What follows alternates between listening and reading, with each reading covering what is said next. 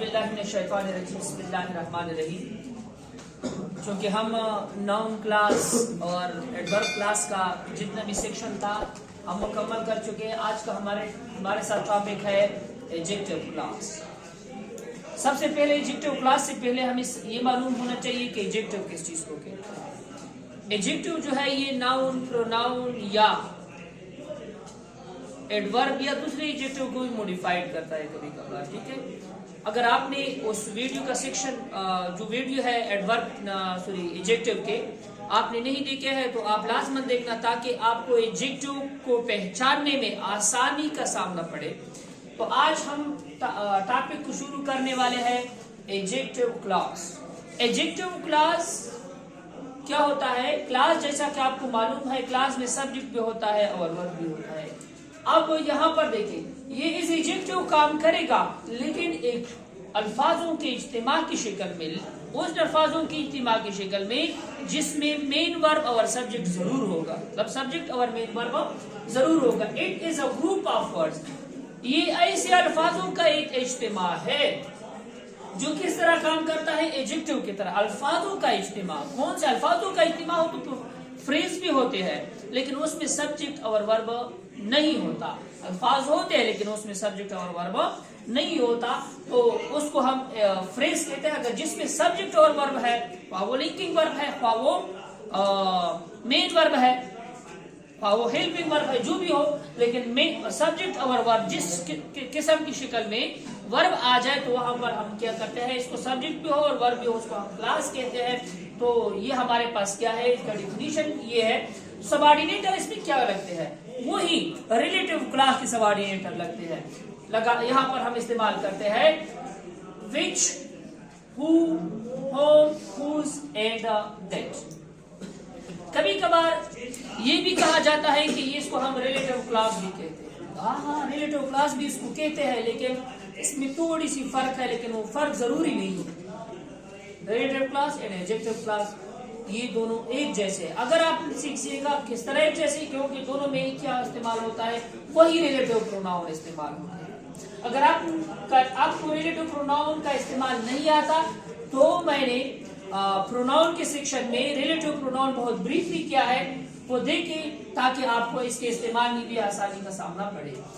इस्तेमाल करते हैं एग्जाम्पल इसको, your mobile is very nice. तो यहाँ पर देखिए, ये हमारे पास ये है, ये यहाँ पर देखिए, your mobile is very nice. तो ये इसमें यहाँ पर अगर मैं इसको खत्म कर देता हूँ वेरी नाइस, इसमें सब्जेक्ट है?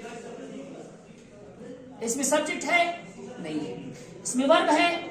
नहीं है। अब ये देखो, ये इस मोबाइल की तारीफ कर रहा है, ये अल्फाज मोबाइल की तारीफ कर रहे हैं, लेकिन कौन सी शक्ल में? फ्रेज की शक्ल में।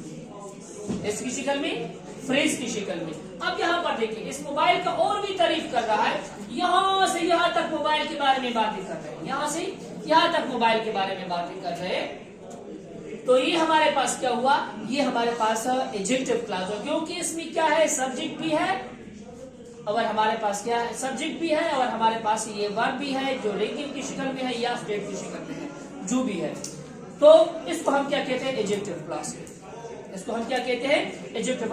एक चीज आपके ज़हन में होनी चाहिए, जब अगर यहाँ पर मेरे एक शागिर्द ने मुझसे पूछा कि द मोबाइल हु बॉट, अब वो भी लिख सकते हैं, लेकिन एक चीज आपके ज़हन में होनी चाहिए कि एडजेक्टिव क्लास में जब आप एडजेक्टिव क्लास लिखते हो तो वहां पर आप मेन वर्ब नहीं लिख सकते, या आप लिंकिंग वर्ब जिसको कॉपुलर वर्ब कहते हैं या स्टेट वर्ब आप लिख सकते हो, तो मेन वर्ब आप नहीं लिख सकते।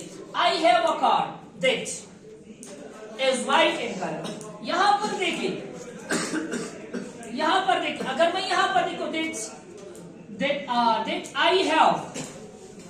दैट आई हैव बॉट, अगर यहाँ पर मैं लिखूं दैट आई हैव बॉट, क्योंकि यहाँ पर मेन वर्ब हुआ, तो मेन वर्ब जब आ जाता है तो ये हमारे पास क्या है? एडजेक्टिव ही नहीं होती, तो हमारे पास क्या है? वो एडजेक्टिव क्लास ही नहीं होता। अब यहाँ पर हमारे पास क्या है? ये हमारे पास हो गया एडजेक्टिव क्लास। ही मेन वर्ब के बगैर जितनी भी हमारे पास अल्फाज होते हैं वो एडजेक्टिव क्लास होते हैं। अब यहाँ पर I don't know the person who is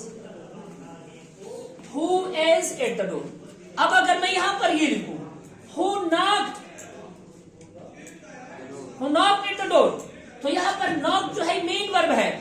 हमारे पास क्या हुआ, तो ये हमारे पास एडजेक्टिव क्लास नहीं हुआ। एडजेक्टिव क्लास में या मेन वर्ब लिंकिंग वर्ब आएगा या स्टेट वर्ब आएगा। जहन क्या आपके जहन में ये होनी चाहिए। अब यहाँ पर हमारे पास क्या है, 4वां example, the bank manager who guided me was very nice. Guided me was very nice. तो यहाँ से यहाँ तक हमारे पास क्या है, ये हमारे पास अब एडजेक्टिव क्लास है। Asad whose favorite pastime is reading is sincere। तो ये हमारे पास क्या है, यहाँ पर हमारे पास एडजेक्टिव क्लास है।